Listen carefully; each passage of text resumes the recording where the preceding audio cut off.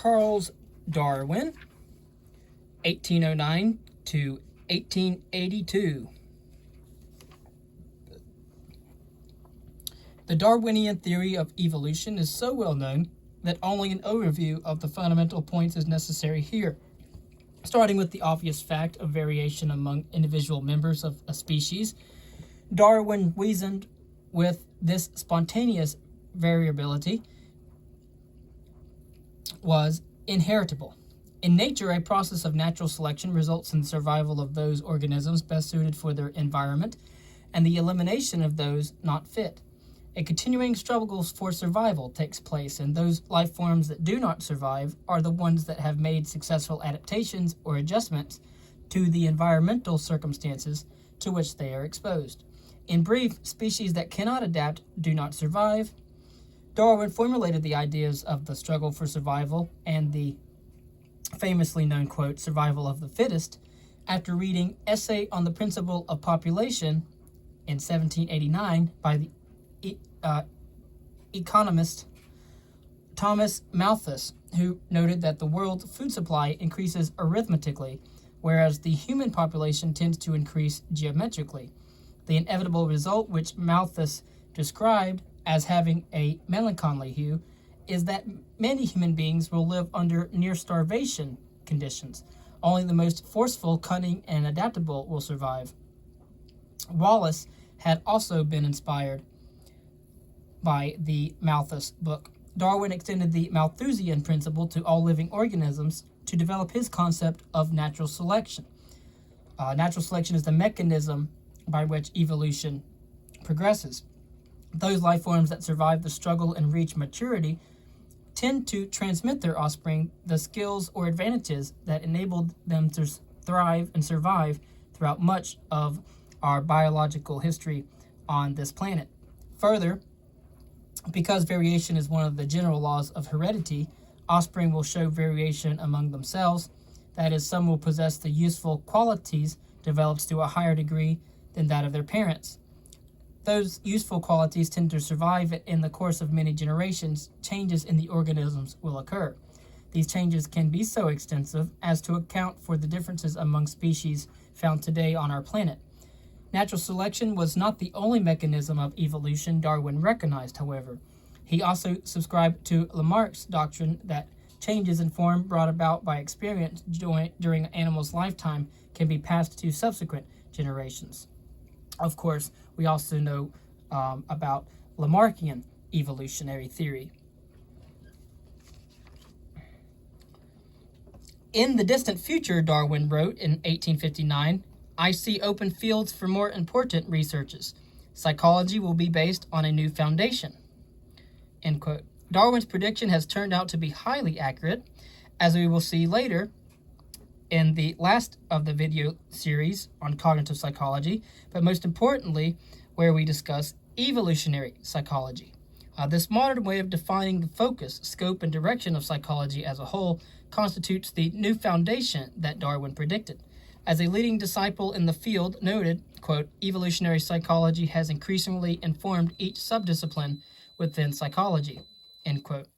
There is increasing evidence to support Darwin's notion of the effects of natural selection in every aspect of psychology today.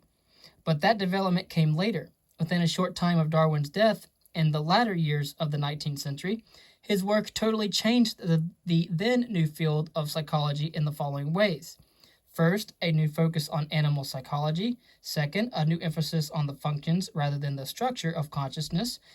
Third, the acceptance of methodology and data from many fields. And fourth, a new focus on the description and measurement of individual differences. Darwin's theory of evolution raised the intriguing possibility of continuity in mental functioning existing between humans and the lower animals, especially in regards to primates, of which we are. If the human mind had evolved from a more primitive minds, did it not follow that there were similarities in mental functioning between animals and humans? 2 centuries earlier, René Descartes had insisted on the existence of a gap between animal and human functioning. Now the issue was about to be revisited. Psychologists came to realize that the study of animal behavior was vital to their understanding of human behavior, and they focused their research on the mental functioning of animals, thus introducing a new topic into the psychology laboratory. The investigation of animal psychology would have far-reaching implications for the development of the field. Quote, early functionalist and behaviorist psychologists embraced the commitment to strong continuity derived from experimental studies of animals to accommodate virtually all forms of human psychology and behavior. End quote. Evolutionary theory also brought about a change in psychology's subject matter and goal. The structuralist school of thought by Titchener focused on analyzing the contents of consciousness. Darwin's work inspired some psychologists working in the United States to consider the functions that consciousness might serve. To many researchers, this aspect seemed to be more important than in covering any so-called structural elements of consciousness.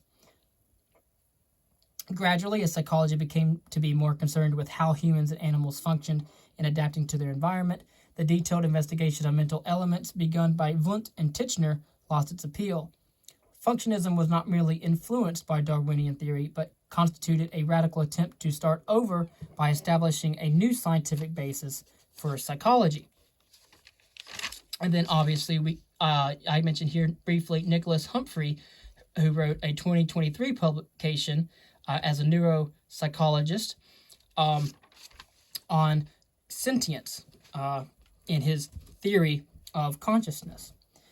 Gradually, as Darwin's ideas influenced psychology by broadening the methods the new science could legitimately use, the methods employed in Wundt's laboratory at Leipzig were derived primarily from physiology, notably Fechner's psychophysical methods.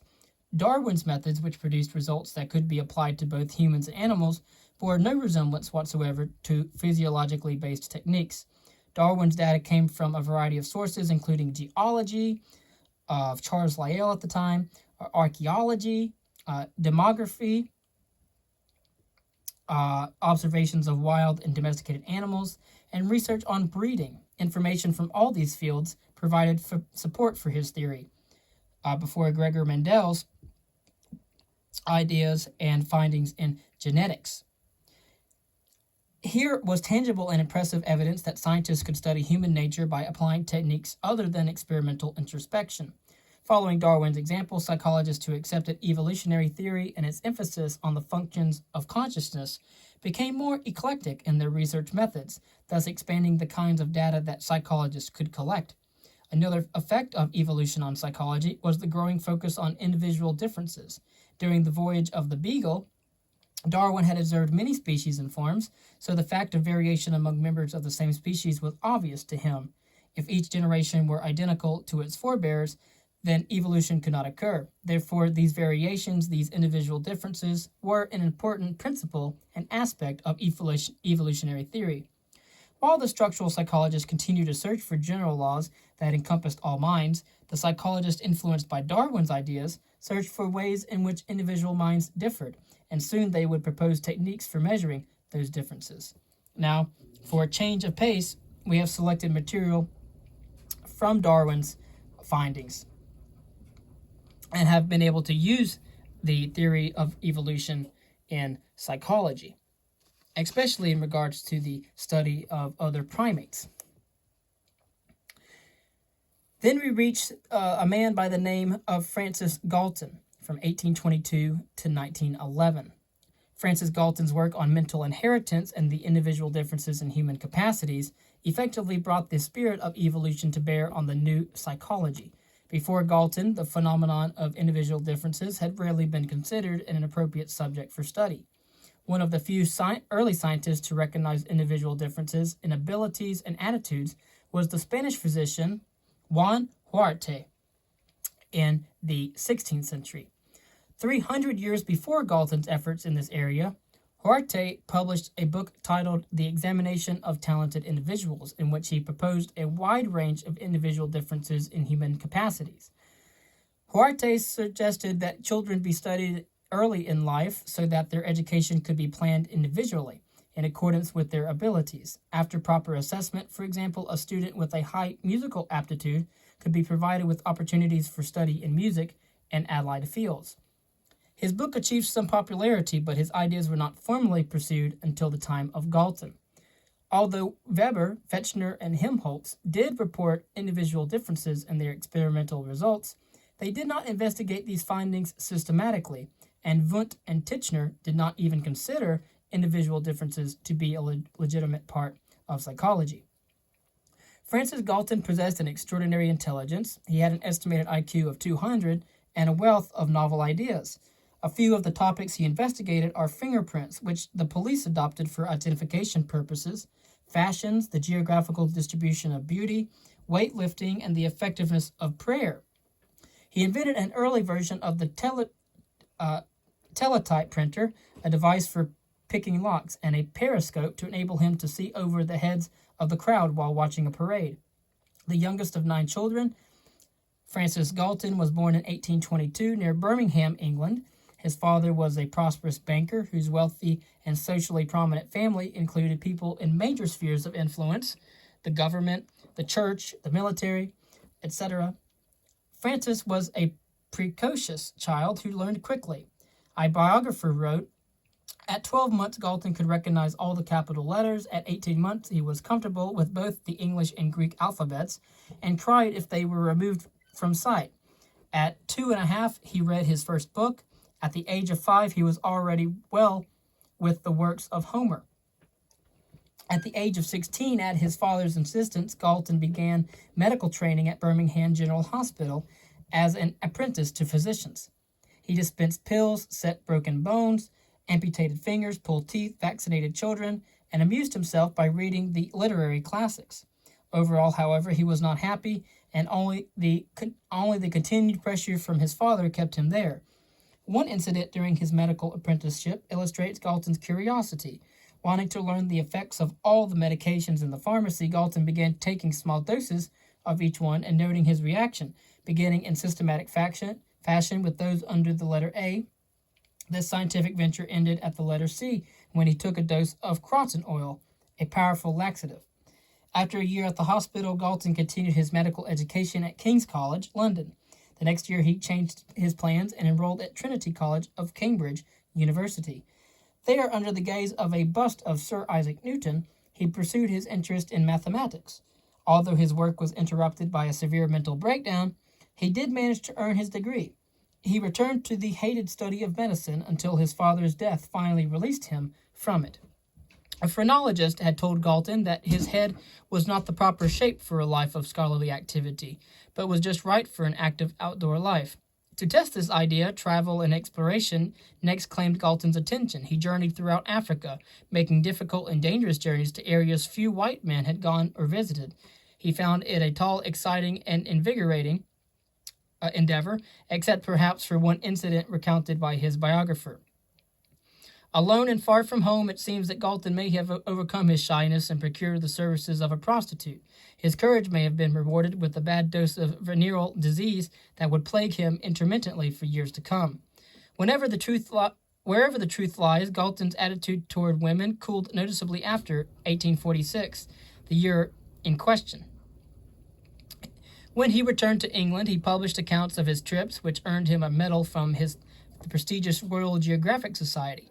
In the 1850s, he stopped traveling because of marriage and poor health, he said, but maintained his interest in exploration and wrote a popular guidebook called The Art of Travel. The book was so successful that it was published in 8 editions in 8 years and reprinted as recently as 2001. Galton also organized expeditions for explorers and lectured on camp life to soldiers training for overseas duty. His restless spirit led him next to meteorology and the design of instruments to plot weather data. His work in this field led to the development of the type of weather map still in use today. Galton summarized his findings in a book considered to be a significant attempt to chart large-scale weather patterns. When his cousin Charles Darwin published On the Origins of Species, Galton was fascinated by the new theory. He wrote that it made a marked epoch in my own mental development, as it did in human thought generally. The biological aspect of evolution captivated him first, and he investigated the effects of blood transfusions between rabbits to determine whether acquired characteristics should be inherited. Although the genetic side of evolutionary theory did not hold his interest for very long, the social implications guided Galton's subsequent work and determined his influence on modern psychology. Galton's first important book for psychology was called Hereditary Genius, written in 1869. When Darwin read it, he wrote to Galton that, quote, "I do not think I ever in my life read anything more interesting and original.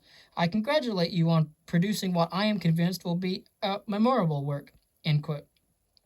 In Hereditary Genius, Galton argued that individual greatness or genius occurred within families, far too often to be explained solely by environmental influences. Briefly, his thesis was that eminent men have eminent sons.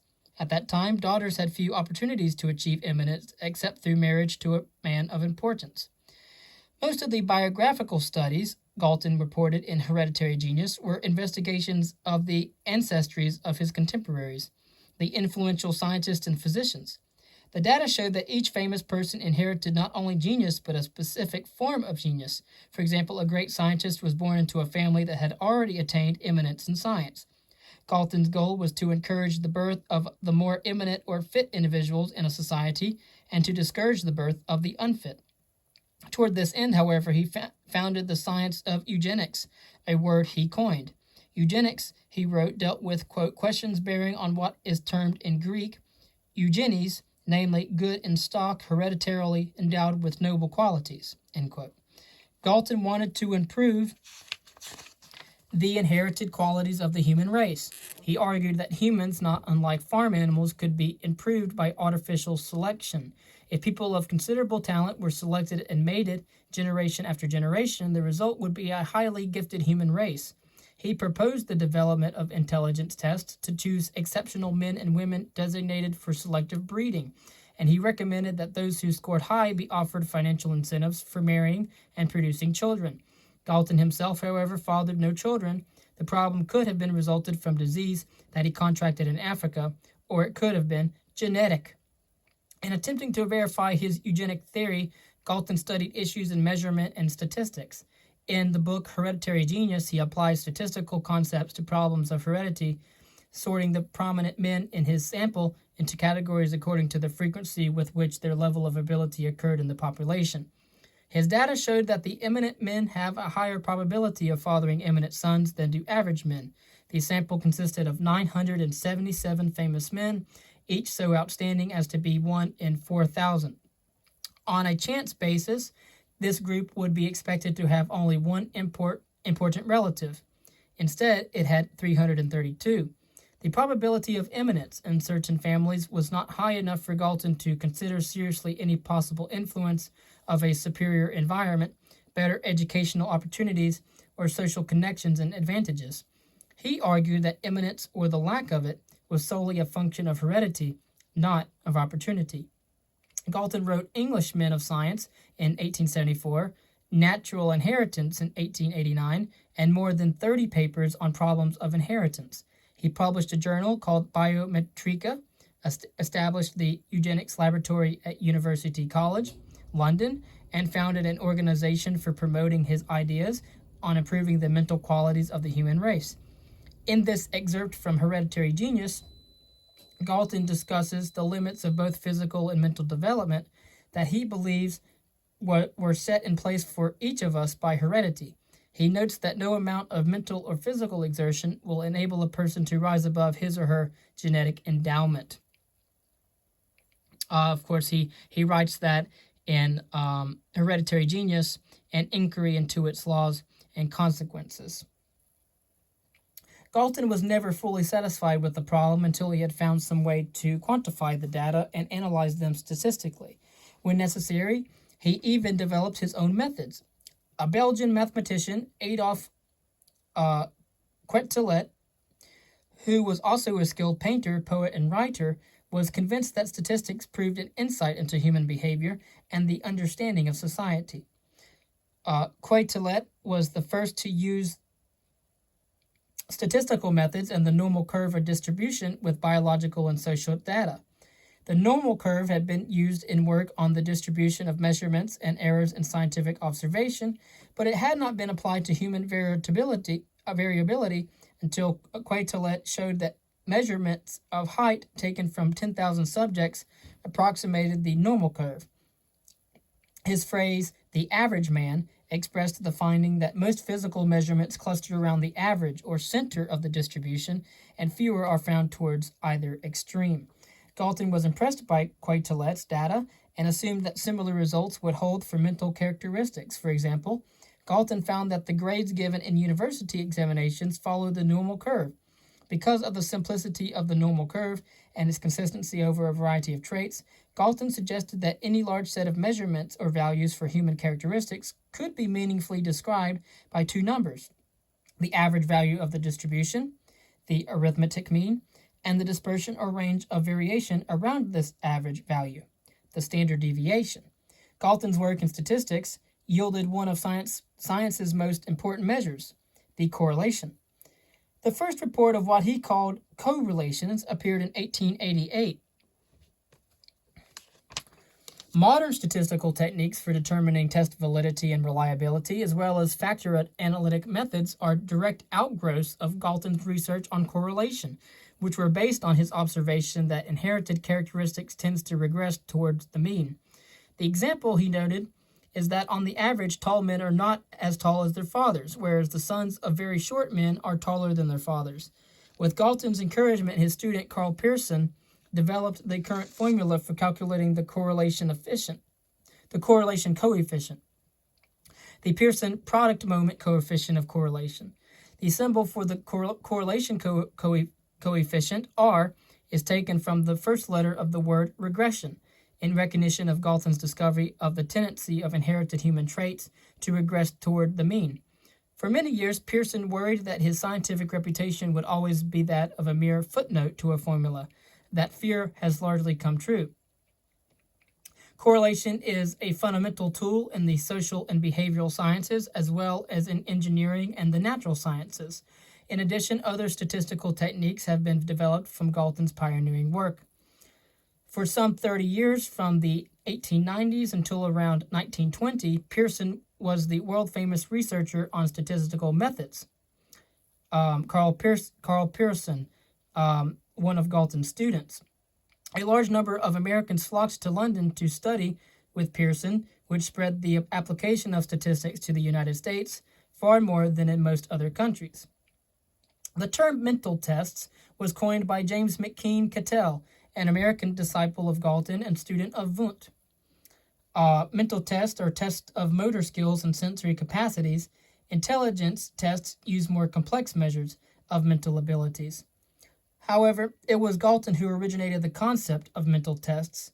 Galton assumed that intelligence could be measured in terms of a person's sensory capacities, and that the higher the intelligence, the higher the level of sensory functioning.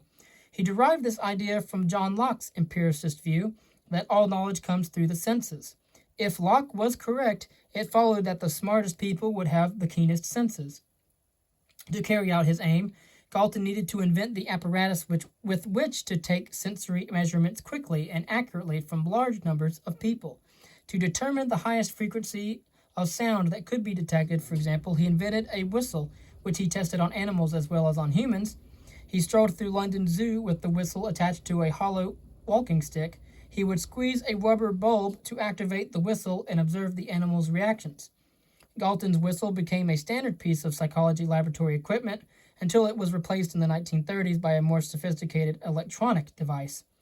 Other instruments that Galton used included a photometer to measure the precision with which a subject could match two spots of color, a calibrated pendulum to measure the speed of reaction to lights and sounds, and a series of weights to be arranged in order of heaviness to measure kinesthetic or muscle sensitivity. He provided a bar with a variable distance scale to test the estimation of visual extension, and sets of bottles containing various substances to test olfactory discrimination.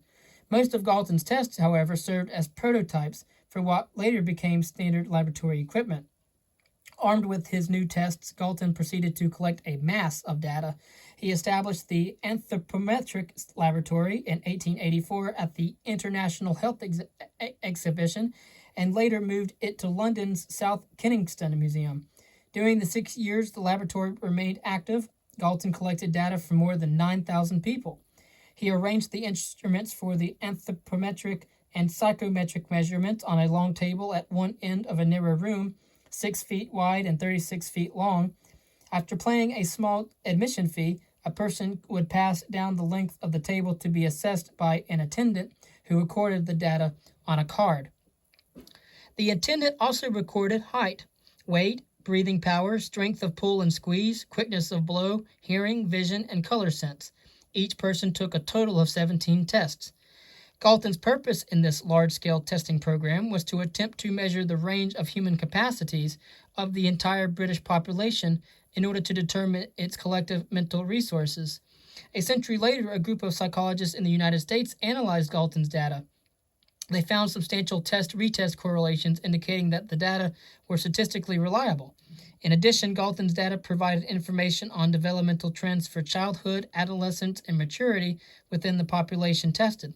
Measures such as weight, arm span, breathing power, and strength of squeeze were shown to be similar to those reported in more recent psychological literature, except that the rate of development in Galton's time appears to have been slightly slower.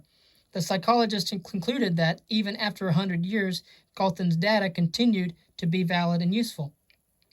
Galton worked on two problems in the area of association: the diversity of associations of ideas, and reaction time, the reaction time to produce associations. One of his methods for studying the diversity of associations was to walk 450 yards along Pall Mall, the London street between Trafalgar Square and St. James's Palace, focusing his attention on an object until it suggested one or two associated ideas to him. The first time he tried this, he was amazed at the number of associations that developed from the nearly 300 objects he saw while walking along the street. Many of these associations were recollections of past experiences, including incidents he thought long forgotten. Repeating the walk a few days later, he found many repetitions of the associations from his first walk, which squashed his interest in the problem. He turned to reaction time experiments, which produced more useful results. Galton prepared a list of 75 words and wrote each one on a separate slip of paper. After a week, he viewed them one at a time and used a chronometer to record the time it took for him to produce 2 associations for each word. Many of his associations were single words, but some were images or mental pictures that required several words to describe. His next task was to determine the origin of these associations. He traced approximately 40% to events in his childhood and adolescence, an early demonstration of the influence of childhood experiences on the adult personality and psyche. Galton was also impressed by the influence of his unconscious thought processes, which brought long ago incidents to his conscious awareness. He came to believe, he said, quote, that my best brain work is wholly independent of consciousness.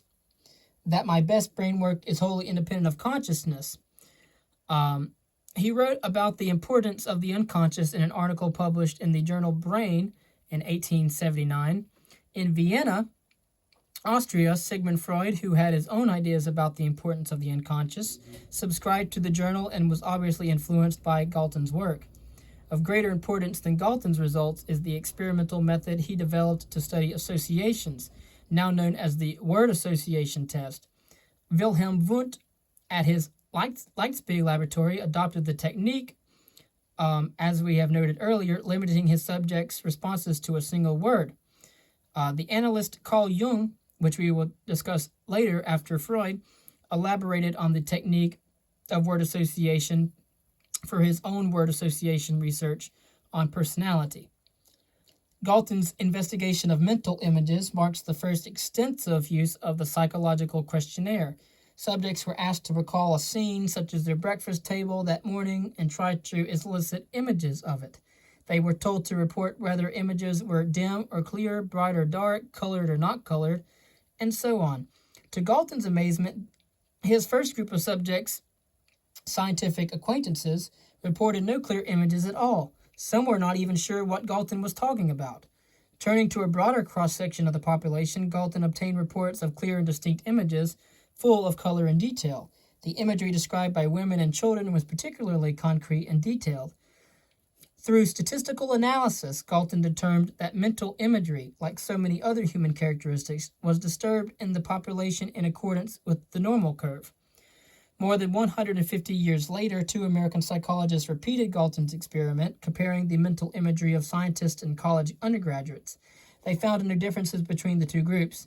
The scientists, which were physicists and chemists, displayed ample visual imagery in response to the same questions Galton had asked, such as images of their breakfast table that morning. Galton's work on imagery was rooted in his continuing attempt to demonstrate hereditary similarities. He found that similar images were more likely to occur between siblings than between people who were unrelated. The richness of Galton's talent is evidenced in the variety of his research studies. He tried to put himself in the state of mind of people suffering from paranoid disorders by imagining that everyone or everything he saw was spying on him. One historian noted that when Galton attempted this during his morning walk, quote, every horse seemed to be watching him, either directly or just as suspicious, disguising their espionage by elaborately paying no attention, end quote. Galton investigated the power of prayer to produce results and decided it was of no use to physicians in curing patients, to meteorologists in invoking weather changes, or even to ministers in affecting their everyday lives. He believed that there was little difference between people who professed a religious belief and those who did not in terms of how long they lived, how they interacted with other people, or how they dealt with their own problems. He believed that the evolutionary development of an improved human race, though through eugenics, could be society's goal rather than a place in heaven. Galton's interest in quantification and statistical analysis often expressed itself in a fondness for counting. At lectures or the theater, he would count the number of yawns and coughs of the audience, describing the results as a measure of boredom. While having his portrait painted, he counted the artist's brushstrokes, some 20,000. He decided to count by odors instead of numbers and trained himself to forget what numbers meant. He assigned numerical values to odors, such as peppermint, and learned to add and subtract by thinking of them. Out of this intellectual exercise came a paper titled Arithmetic by Smell, published in the first issue of the American journal Psychological Review. Galton spent 15 years investigating psychological issues, and his efforts had a significant impact on the direction of the new psychology, even though he was not truly a psychologist. He was an extremely gifted person whose talent and temperament were not bound by any single discipline. And this is why I put Darwin with Galton, for they were not psychologists, but were experimenters in all different kinds of fields that were very instrumental to the new discipline of modern psychology. Consider the scope of his interests and methods: adaptation, heredity versus environment, comparison of species, child development, the questionnaire method, statistical techniques, individual differences, and mental tests. We will see that Galton's work had an even greater influence on developments in American psychology than the work of psychology's founder, Wilhelm Wundt. Darwin's theory of evolution, as has already been stated, proved to be a stimulus for the development of animal psychology. Quote, in no other area of psychology did Darwin have a more immediate and profound effect than in the study of the behavior of animals, end quote. Before Darwin published On the Origin of Species, there was no reason for scientists to be concerned about the animal mind, because animals were considered to be automata with no minds or souls. But after all, Descartes had stated emphatically that animals had no similarity with humans. Darwin's work, however, altered this comforting view. His evidence pointed to the conclusion that no sharp distinction existed between human minds and animal minds. There was therefore continuity between all mental and physical aspects of humans and animals, because humans were believed to be derived from animals by the continuous evolutionary developmental process. Darwin wrote, quote, there is no fundamental difference between man and the higher mammals in their mental faculties, end quote. He stated that in 1871. Darwin believed that the lower animals experience pleasure and pain, happiness and sadness. They have vivid dreams and even to some degree of imagination. Even worms, Darwin wrote, show pleasure from eating and demonstrate sexual passion and social feeling, all evidence of some form of animal mind. If mental abilities could be shown to exist in animals, and if continuity between animal minds and human minds could be demonstrated, Such evidence would disprove the human-animal dichotomy espoused by Descartes. Thus, scientists were challenged to seek evidence of intelligence in animals. Darwin defended his ideas on animal intelligence in his book, The Expression of the Emotions in Man and Animals, written in 1872. In the book, The Expression of Emotions in Man and Animals, Darwin argued that human emotional behavior stems from inherited behavior that was once useful to animals but is no longer relevant for humans. One example is the way people curl their lips when they sneer. Darwin said this gesture was a remnant of the way enraged animals bared their canine teeth. In the year following the publication of On the Origin of Species, the topic of animal intelligence grew in popularity not only among scientists but also with the general public. In the 1860s and 1870s, many people wrote to scientific and popular magazines to claim instances of animal behavior believed to support previously unsuspected mental abilities. Stories circulated about remarkable feats of intelligence of pet cats and dogs, horses and pigs, snails and birds. Even the great experimentalist Wilhelm Wundt was not immune to this trend. In 1863, before he became the world's first psychologist, Wundt wrote about the intellectual abilities of a wide range of beings, from beetles to beavers. He assumed that animals that displayed even minimal sensory capacities must also possess powers of judgment and conscious inference. Indeed, the lower animals should not be considered inferior or less intelligent. They differed from humans, Wundt argued, not so much in their abilities as in the fact that they had received less education and training. 30 years later, Wundt was less generous in attributing intelligence to animals, but for a time his voice was added to the many suggesting that animals might be as mentally well endowed as humans. And so,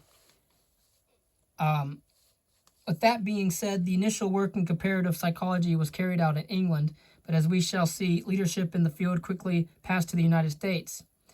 We had other writers such as George John Romanes in the 19th century as well, who was a British physiologist and formalized the systemized study of animal intelligence. We have another man here by the name of C. Lloyd Morgan, who proposed what is called the law of parsimony, also called Lloyd Morgan's canon, to counteract the prevailing tendency to attribute excessive intelligence to animals. He says that the notion that animal behavior must not be attributed to a higher mental process when it can in actuality be explained in terms of a lower mental process. I do want to briefly quote that Romanes, the British physiologist who formalized and systemized the study of animal intelligence, also came up with what he called the anecdotal method, which is defined as the use of observational, often casual reports or narratives about animal behavior. He also came up with a technique called introspection by analogy, which is a technique for studying animal behavior by assuming that the same mental processes that occur in the observer's mind also occur in the animal's mind. And so, Romanes died in his 40s from a brain tumor, and Morgan Morgan abandoned his research for a career in university administration. Comparative psychology emerged from the excitement and controversy engendered by Darwin's suggestion of a continuity between human and animal species. Basic to Darwinian theory are the notion of function and the assertion that as a species evolves, its physical structure is determined by the requirements for its survival. This premise led biologists to regard each anatomical structure as a functioning or utilitarian element in a total living, adapting system. When psychologists began to examine mental processes in the same way, they laid the groundwork for a new movement, functional psychology. And so in the next reading, we will go over the development and founding of functionalism. Thank you.